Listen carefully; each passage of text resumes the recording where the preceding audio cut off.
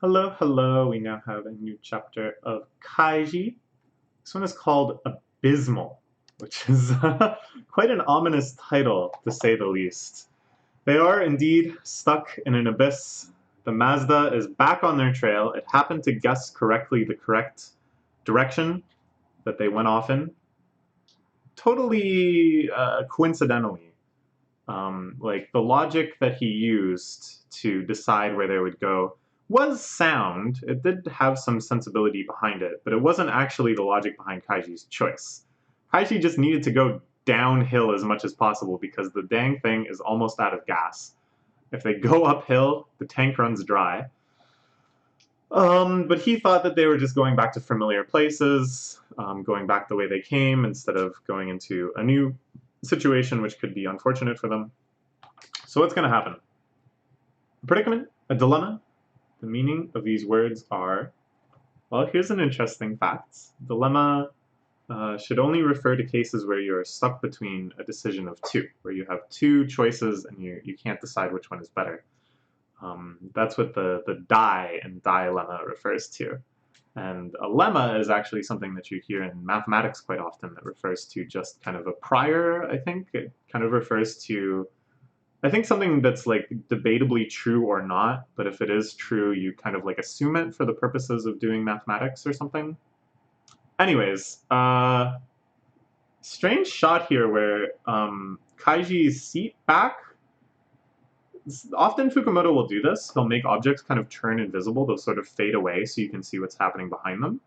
But just the very, very corner of Kaiji's headrest is being dissolved in order to see Mario's exacerbated face. Strange. Is it so necessary to see Mario suffering in this frame? I guess so. We have to see the whole trio.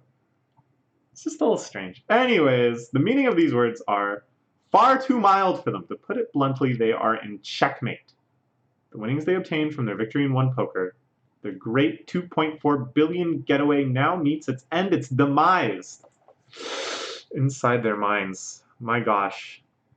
Here we see a little shogi scene.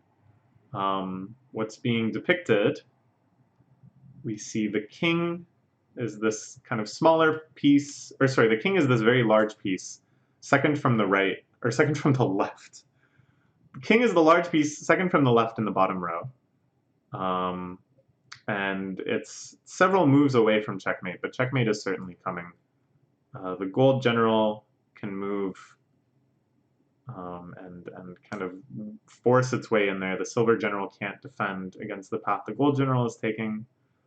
There's also, what is this big guy? This is like a promoted rook or something? Oh yeah.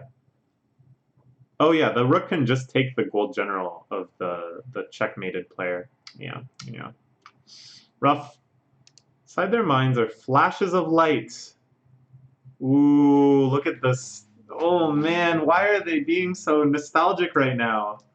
The money bed, Chang's solo adventures, the lockers, the initial escape past Tei's henchmen, the last time Tei saw head or tail of them.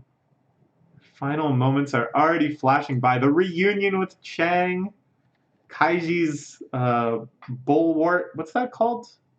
No. What is it called? You know, when he holed himself up with his mom. Bulwark? What? Why don't these words sound like words to me right now? Yeah, it is a bulwark.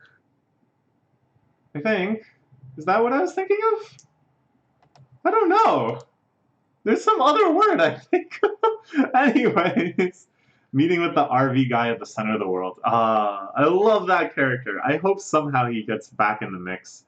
At the same time, though, his finale was so fantastic, that fight. Oh my gosh.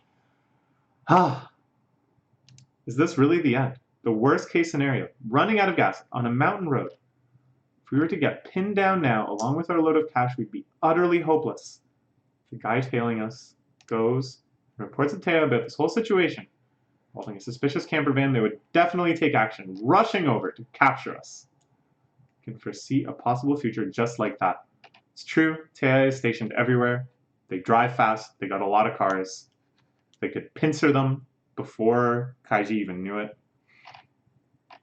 This is bad.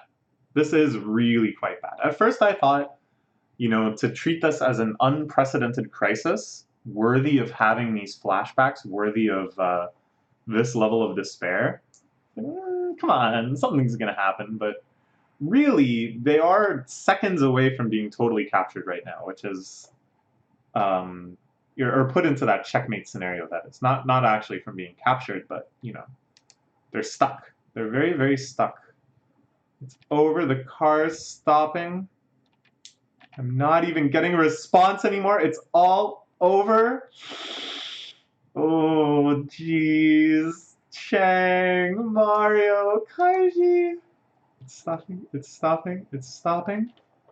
What are they gonna do? Kaiji has a flash of inspiration. Put it in neutral and push. Get the momentum going again. Ah, no, that's no good, I think. If it's not getting any momentum just from having been driven moments before, then pushing it from the stopped position is going to be pointless. Chang, over there, that cottage up ahead, head straight into the yard. Slide into the yard, we won't be visible from this road, with the trees blocking the view. No one will see us. Of course, when we look to the side, we'd be in plain sight, but it's possible that he's in a hurry, might pass back without noticing. Right. And the Mazda has no reason to assume that the car is running out of gas, that the van is going to slow down, anything like that. So it is true that I think he's going to just keep driving as quickly as possible to try to cover as much ground, to see as much of the road as possible, and try to find the van again. I think this could work, and I'm very excited because we're going to meet some new characters. That little cottage is lit up, it looks like. There's a car in the driveway, and anytime more characters just get put into the mix, I'm loving this whole arc because of that. Normally a Kaiji arc involves like 5 characters at most. Kaiji, Kaiji's opponent, some assistants slash betrayers, maybe some facilitator, shadowy lurking character. Not really an eclectic cast the way we've been getting in this escape arc. So I'm really excited to see who owns this cottage, what kind of quirks they have. Okay, okay. I understand, I hear you, but it's too late. The van won't make it there. Okay, now it's pushing time. I knew it would come down to pushing. We'll get off and push. We have to push this car into that yard. Push while it's still moving. What's this? Yeah, once it stops, that's really bad. They need to just work with the momentum they have. Get it moving again. Chang drive. He's going to steer them in there. While Mario and Kaiji push, push, push. They struggle. Please hang in there. Mario, Kaiji, stand. They struggle. Their final struggle. Oh, look at this shot. Oh my god, look at this shot. The Mazda winding up this road behind them. It has miles and miles to cover still. They just have a scant maybe 500 feet. But who's going to make it? Who will actually get to their destination first? With their entire being, with all their might, in unison, they struggle. Still, in this struggle, they are rewarded. Oh, they exhibit a terrifying amount of raw power. They move it.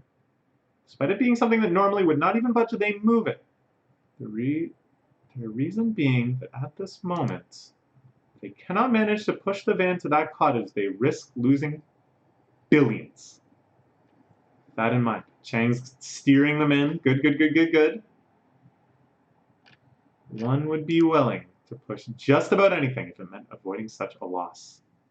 Now, not to try to brag about my own physical prowess, because just look at this. But I don't think it's that hard to push a car that's in neutral, right? If the car is in drive or in neutral or whatever, such that the wheels can turn freely, if it's in park, of course, that's impossible. But right now, I don't know, is it really that hard? Is it really that hard to push a car that's in neutral? I've done it before. I've done it. Haven't I? I'm pretty sure I've done it. I don't know. I guess it's a big camper van. I probably haven't pushed a big camper van that big, but I'm pretty sure I pushed a car. Bit more, just a bit. You can do it. Mario. They push. They push. They struggle. Fukumoto loves these shots of people just struggling. Normally it's like a mental struggle, you know? Normally it's the deep complexities of the gamble taking hold and pulling their mind in 12 different directions. It's that kind of struggle. This time it's just straight up, can they push a van? Which is very unconventional for the Fukumoto universe, but I'm really enjoying it. It's so pure. They just gotta push. Okay, the Mazda making these corners. This guy's freaking out. He's been yelling at a lot of people today. It's been non-stop ever since he was in that gas station. Not going anywhere. No goddamn way in hell. There's nowhere to run. Okay, okay. Will they make it? They just gotta get in behind the hedges. And they're safe. But if Mario and Kaiji are out there on the street shoving, that's like the absolute worst case scenario, because there's their faces right there. That's what he's looking for. All right, another fun chapter. Looking forward to the next one, which will be hopefully in like a week or so. What a crazy, crazy arc. I'm really excited for these cottage owners. Just so many different directions Fukumoto has been taking characters in this arc. Will they be supportive? Will they be understanding? What kind of lie will Kaiji tell them? Will Kaiji end up getting drunk and almost spilling the truth again? That was amazing. Oh man, when Mario starts going off about it and Chang's trying to get him to stop, and then Kaiji's just like, what if it was true though? Oh, it's so good. Okay. Yeah, please join me for the next chapter. It should be a fun one. Bye bye.